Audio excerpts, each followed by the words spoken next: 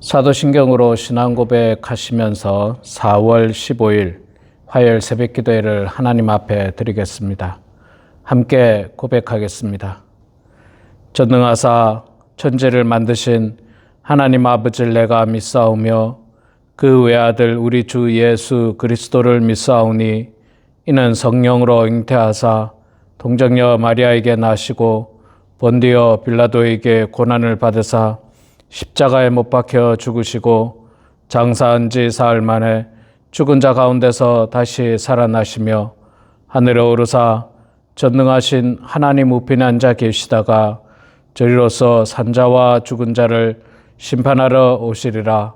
성령을 믿사오며 거룩한 공예와 성도가 서로 교통하는 것과 죄를 사하여 주시는 것과 몸이 다시 사는 것과 영원히 사는 것을 믿사옵나이다. 아멘. 찬송가 488장 우리 함께 찬양하겠습니다. 찬송가 488장 이 몸의 소망 무언가. 이 몸의 소망 무언가 우리 주 예수뿐일세. 우리 주 예수 밖에는 믿으리 아주 없도다. 주 나의 반석이시니 그 위에 내가 서리라. 그 위에 내가 서리라. 무섭게 바람 부는 밤 물결이 높이 설렐 때 우리 주 크신 은혜에 소망에 닿을 줄이라. 주 나의 반석이시니 그 위에 내가 서리라. 그 위에 내가 서리라. 세상에 믿던 모든 것 끊어질 그날 되어도 구주의 언약 믿사와 내 소망 더욱 크리라. 주 나의 반석이시니 그 위에 내가 서리라. 그 위에 내가 서리라. 바라던 천국 올라가 하나님 앞에 배울 때 구주의 의를 힘입어 어여치 바로 서리라. 주 나의 반석이시니 그 위에 내가 서리라. 그 위에 내가 서리라. 아멘. 요한복음 21장 말씀 보겠습니다. 요한복음 21장 1절에서 14절 말씀. 신약성경 184면에 있습니다. 제가 봉독하겠습니다. 요한복음 21장입니다. 그 후에 예수께서 디베랴 호수에서 또 제자들에게 자기를 나타내셨으니 나타나신 일은 이러하니라. 시몬 베드로와 디드모라 하는 도마와 갈릴리 가나 사람 나다나엘과 세베대의 아들들과 또 다른 제자 둘이 함께 있더니 시몬 베드로가 나는 물고기 잡으러 가노라 하니 그들이 우리도 함께 가겠다 하고 나가서 배에 올랐으나 그날 밤에 아무것도 잡지 못하였더니 날이 새어갈 때에 예수께서 바닷가에 서셨으나 제자들이 예수이신 줄 알지 못한지라. 예수께서 이르시되 얘들아 너희에게 고기가 있느냐 대답하되 없나이다. 이르시되 그물을 배 오른편에 던지라. 그래야면 잡으리라 하시니 이에 던졌더니 물고기가 많아 그물을 들 수 없더라. 예수께서 사랑하시는 그 제자가 베드로에게 이르되 주님이시라 하니 시몬 베드로가 벗고 있다가 주님이라 하는 말을 듣고 겉옷을 두른 후에 바다로 뛰어내리더라. 다른 제자들은 육지에서 거리가 불과 한 50칸쯤 되므로 작은 배를 타고 물고기 든 그물을 끌고 와서 육지에 올라보니 숯불이 있는데 그 위에 생선이 놓였고 떡도 있더라. 예수께서 이르시되 지금 잡은 생선을 좀 가져오라 하시니 시몬 베드로가 올라가서 그물을 육지에 끌어올리니 가득히 찬 큰 물고기가 153마리라. 이같이 많으니 그물이 찢어지지 아니하였더라. 예수께서 이르시되 와서 조반을 먹으라 하시니 제자들이 주님이신 줄 아는 고로 당신이 누구냐 감히 묻는 자가 없더라. 예수께서 가셔서 떡을 가져다가 그들에게 주시고 생선도 그와 같이 하시니라. 이것은 예수께서 죽은 자 가운데에서 살아나신 후에 세 번째로 제자들에게 나타나신 것이라. 아멘. 네, 우리 사랑하는 성도 여러분, 오늘도 이렇게 말씀의 자리에 함께 동참해 주신 여러분 모두를 축복하고 환영합니다.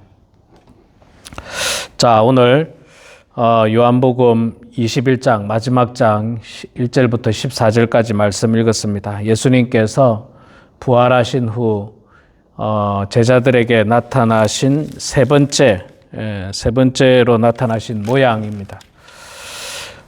어찌 되었는지는 정확하게 우리가 알 수는 없지만 예수님이 부활하시고 제자들이 예수님을 만났음에도 불구하고 안타깝게 예수님의 제자들은 고향으로 돌아갑니다. 디베라 호숫가로 돌아가서 시몬 베드로와 디두모라 하는 도마와 갈릴리 가나 사람 나다나엘과 세베대의 아들 2명, 그러면 또 다른 제자 2, 여기만 계산해도 총 7명의 제자가 물고기 잡으러 갑니다. 참 안타깝죠.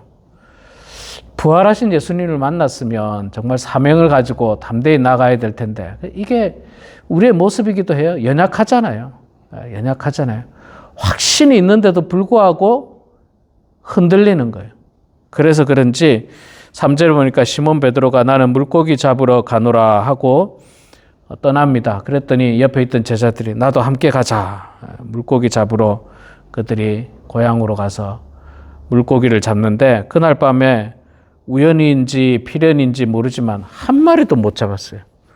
그 갈릴리 호수, 디베랴 호수가 갈릴리 호수거든요. 그 갈릴리 호수는 이들이 아마도 아버지 때부터 어린 시절부터 계속 물고기를 잡았던 곳입니다.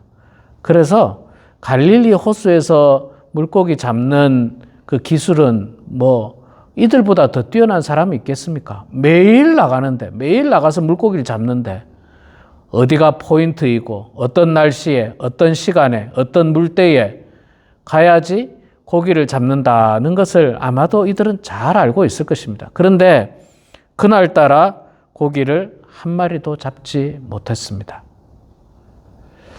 참 우리 인생도 그렇습니다. 내 경험으로 내 생각대로 열심히 하는데도 잘 안 될 때가 있어요. 잘 안 될 때가 있습니다. 사업을 열심히 하는데도 부지런히 하는데도 정직하게 하는데도 잘 안 될 때가 있습니다. 목회도 마찬가지더라고요. 나름 열심히 합니다. 새벽기도도 하고 또 성도님들을 잘 섬기려고 노력도 하고 말씀 준비 최선을 다하려고 노력하고 성경 공부하고 잘하려고 노력은 하는데 그렇게 인간의 힘대로 다 잘 되면 좋겠지만 때로는 안 될 때도 있습니다. 하나님의 뜻이 있는 것 같아요. 자, 날이 새도록 한 마리도 잡지 못했는데 멀리서 예수님께서 나타나셨습니다. 아직 제자들은 그분이 예수님인지 알지 못하는데 예수님께서 말하기를 고기가 있느냐 없다고 그러니까 그물을 배 오른편으로 던지라 그렇게 이야기합니다. 이건 물고기 잡는 데에 전문가, 어부들인 이 제자들이 밤새 한 마리도 못 잡았는데 어떤 사람이 그물을 배 반대편으로 내리면 잡는다라고 하는 말을 참 순종하기가 어려웠어요. 저는 제가 볼 때 제자들이 예수님인지 정확하게 알지는 못했지만 이 말을 할 때는 아마도 어떤 제자들은 눈치를 좀 채지 않았을까. 저분이 누굴까? 멀리서 보니까 예수님은 아닐까? 긴가민가한 상황이었을 것 같아요. 자, 어찌됐든 이 제자들이 그 예수님의 말씀에 순종해서 그물을 내립니다. 그물을 내리고 고기를 많이 잡습니다. 자, 그 순간에 제자들은 그분이 예수님이라는 사실을 정확하게 알게 됩니다. 그리고 그 고기를 잡을 때 옷을 벗고 있던 베드로가 예수님이라고 하는 말씀을 듣고 옷을 갖춰 입고 예수님에게로 달려가게 되죠. 예, 여러분, 우리 인생에서 이렇게 열심히 해도 안 될 때가 있습니다. 어려울 때가 있습니다. 큰 열매가 없을 때도 있습니다. 그럴 때마다 우리는 하나님 말씀에 귀를 기울여야 합니다. 사실 이들이 고기를 못 잡은 이유가 뭘까요? 이들이 지금 예수님께서 그 옛날 처음 이 제자들을 부를 때 뭐라고 했습니까? 내가 이제 너희로 사람을 낚는 어부가 되게 하겠다라고 부르셨어요. 이제 고기를 낚는 어부가 아니라 사람을 낚는 어부가 되게 하겠다 하셨습니다. 그런데 지금 이들이 어떻게 하고 있습니까? 다시 고기 잡는 어부로 돌아가 버린 거예요. 그래서 예수님은 아마 그들에게 한 마리도 못 잡게 하신 것 같아요. 이게 너희들의 길이 아니다. 너희들의 길이 아니다. 아마 그 메시지가 있지 않았을까. 자, 그리고 제자들은 그 예수님의 말씀에 순종했습니다. 때로는 자존심 상하지만, 불편하지만 또 순종하기 어려워요. 밤새도록 여기 그물 내리는데 못 잡았는데 요 반대편에 그물 내리면 어떻게 잡겠습니까? 상식적으로 보면. 그러나 예수님의 역사는 상식을 뛰어넘죠. 예. 상식적으로는 불가능할지 모르지만 상식을 뛰어넘으시기 때문에 가능한 일입니다. 그래서 순종했고 그 말씀에 그물을 내렸더니 많은 물고기를 잡았습니다. 우리도 하나님 말씀에 순종해야 됩니다. 하나님 말씀에 순종해야 돼요. 어떤 일이 있더라도 하나님 말씀에 반하는 그런 삶을 살아서는 안 됩니다. 뭐 예를 들자면 비즈니스가 좀 잘 안 된다고 부정한 방법, 불법적인 방법, 또 속이는 방법, 그런 방법을 사용해서는 안 됩니다. 끝까지 하나님 말씀 가운데 정직하고 바르고 하나님이 기뻐하시는 사업을 해야 됩니다. 마찬가지로 우리 인생도 여러분 마찬가지예요. 참 어려울 때가 많습니다. 우리 인간관계의 어려움들, 또 노년의 육신의 연약함들, 마음이 약해지는 것들, 또 외로움들, 그런 것들을 극복하기 위해서 세상적인 방법으로는 안 됩니다. 뭐 예를 들자면 무슨 도박을 한다든지, 아니면 무슨 마약을 한다든지 그런 분들 아무도 없겠습니다만은, 아니면 지나치게 세상의 문화에 빠져서 산다든지, 그게 순간적으로 우리를 좋게 할지 모르지만 그건 아무런 도움이 되지 않아요. 사실은 순간적으로도 도움이 되지 않습니다. 하나님 말씀 안에 거할 때 진정으로 우리 삶에 도움이 되고 유익할 수 있는 것입니다. 자, 그렇게 이 제자들은 예수님을 만났습니다. 아주 어색한 분위기가 흐르죠. 제자들은 밤새도록 고기를 잡았으니까 몸은 피곤하고, 몸만 피곤한 게 아니라 마음이 불편합니다. 왜냐하면 부활하신 예수님을 떠나서 그들이 생업으로 돌아왔잖아요. 예수님께서 사명을 주셨음에도 불구하고 그들이 그냥 예수님을 떠나서 자신의 생업으로 돌아온 이 자리가 굉장히 마음이 불편하고 어색할 수 있는 자리입니다. 그런데 예수님께서는 그들을 책망하지 않으셨어요. 왜 너희들 나를 떠났느냐? 왜 너희들 사명을 감당하지 않고 생업으로 돌아갔느냐? 예수님은 이렇게 전혀 책망하지 않고 어떻게 하셨습니까? 제자들을 모아놓고 육지에 그 숯불이 있었고 그 위에 생선을 놓았고 떡도 있었다. 제자들이 먹을 음식을 준비하셨습니다. 예수님께서. 마음이 불편하고 또 아프고 그런 제자들, 또 육신이 피곤하고 힘든 그런 제자들에게 예수님은 책망 이전에 먹이셨어요. 이게 좋은 방법이죠. 여러분, 우리 성도님께서 자녀를 다 뭐 양육하셨습니다. 손주들도 있잖아요. 손주들이 때로는 또 뭡니까? 아버지, 어머니 말 안 듣고 할아버지, 할머니 말 안 듣고 좀 세상적으로 살 때도 있습니다. 여러분, 그럴 때 책망 이전에 먼저 먹이세요. 맛있는 데 데리고 가서 잘 먹이시기 바랍니다. 그게 있잖아요. 그 마음을 먼저 풀어주는 거예요. 만나자마자 그냥 야단을 치고 네가 왜 그랬느냐? 그렇게 야단치기 전에 먼저 그 마음을 위로할 수 있는, 말로 위로도 필요 없어요. 먹이면 됩니다. 잘 먹이면 됩니다. 숯불에 생선을 올려서 굽고 떡을 구워서 제자들에게 먹였습니다. 참 예수님의 사랑은 한이 없는 것 같습니다. 끝이 없는 것 같아요. 끝이 없습니다. 우리가 예수를 믿는다고 하지만 우리가 얼마나 연약합니까? 얼마나 쉽게 좌절하고 낭망하고 절망합니까? 얼마나 쉽게 넘어집니까? 못 일어나고 일어날 힘이 없고 그런 우리를 예수님은 끝까지 우리가 넘어지고 우리가 좌절한 게 세상이 안 도와줘서가 아니라 내 죄 때문이고 내 욕심 때문이었어요, 사실은.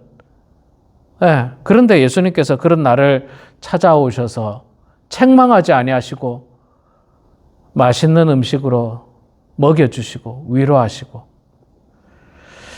이게 바로 예수님께서 우리들에게 보여주셨던 사랑입니다. 우리가 실패할 때도, 우리가 낙심될 때도, 우리가 점점 나이가 들어서 육신이 약해진 지금에도 육신의 기능이 떨어지고 때로는 정신적으로 정신을 못 차릴 때가 있잖아요. 갑자기. 치매라고 말씀드리는 게 아니라 이게 머리도 여러분 빨리빨리 이렇게 회전이 돼야 되는데 그렇지 못할 수 있잖아요. 나이가 들면. 누구나 여러분 그럴 수 있습니다. 저도 나중에 그럴 거예요. 80대, 70대, 80대가 10대, 20대처럼 머리가 빨리빨리 돌아가지 않을 수도 있습니다. 그럴 때 우리가 좌절감을 느끼죠. 좌절감을. 예를 들자면 그거 아닙니까? 전화기를 들고 냉장고에 집어넣고 냉장고 문을 닫아버리고 전화기를 찾는다든지, 아니면 전화기를 들고 있으면서도 전화기를 찾는다든지, 그럴 때가 있잖아요. 정신적으로. 그럴 때 우리가 내가 늙었구나 하면서 좀 낙심되거든요. 좀 실망되고 좌절스럽거든요. 내 육신이 왜 이럴까? 내가 정신 차려야 되는데. 그럴 때가 있거든요. 그럴 때 예수님께서 우리를 책망하지 아니하시고 따뜻하게 품어주시는 분이 예수님입니다.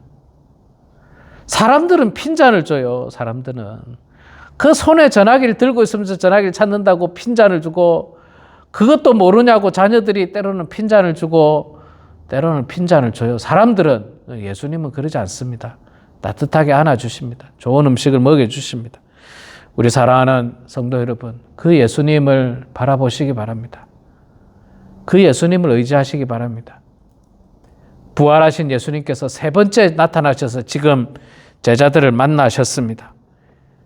그리고 그들에게 큰 위로를 주시고 이제 내일 본문 말씀을 통해서 사명을 주신 장면도 나오게 되는데, 우리 모두도 부활하신 예수님을 바라보면서 우리가 어떤 상황에 있든지 간에 우리의 편이 되어주시고 나의 편이 되어주시고 나를 위로하여 주시고 나를 품어주시는 그 예수님을 바라보고 예수님을 의지하면서 오늘도 말씀에 순종하고 주님 바라보고 살아가는 그런 우리 모두가 되길 주의 이름으로 축원합니다. 기도하겠습니다. 사랑의 아버지 하나님, 은혜를 감사합니다. 부족하고 연약한 저희들을 사랑하여 주셔서 오늘도 이렇게 말씀의 자리로 저희들을 불러주시니 고맙습니다. 하나님 아버지, 우리 사랑하는 성도들이 부활하신 예수님을 만난 제자들의 모습처럼 때로는 우리가 실패하고 넘어지고 좌절하고 절망하고 낙심할 때 우리를 책망하기 이전에 먼저 우리에게 찾아오셔서 우리를 위로하여 주시고 우리를 품어주시고 안아주시는 그 예수님의 모습을 느끼게 하여 주시고 알게 해주시고 세상은 우리를 핀잔을 줄지 모르지만 그러나 예수님은 우리를 너무나도 사랑하시기 때문에 우리를 끌어안으신다라고 하는 그 사실을 기억하고 살아가는 저희들 다 되게 하여 주시옵소서. 사랑하는 제자들이 말씀에 순종하여 그물을 내렸더니 그물에 많은 고기가 잡혔듯이 하나님, 인간의 힘으로 안 될 때가 참 많이 있습니다. 우리가 하나님 말씀에 순종하며 살아가는 저희들 되게 하여 주시옵소서.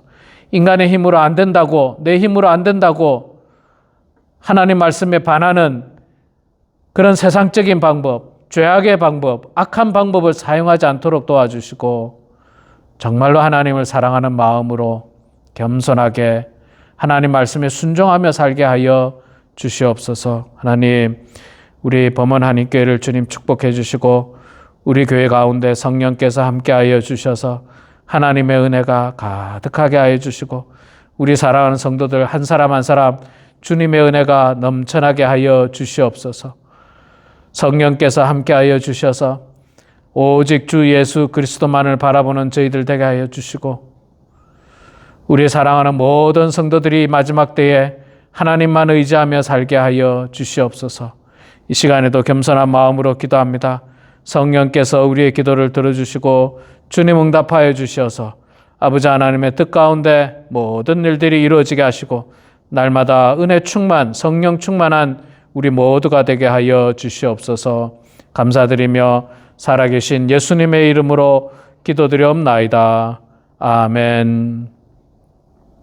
하늘에 계신 우리 아버지여, 이름이 거룩히 여김을 받으시오며 나라가 임하시오며 뜻이 하늘에서 이루어진 것 같이 땅에서도 이루어지이다.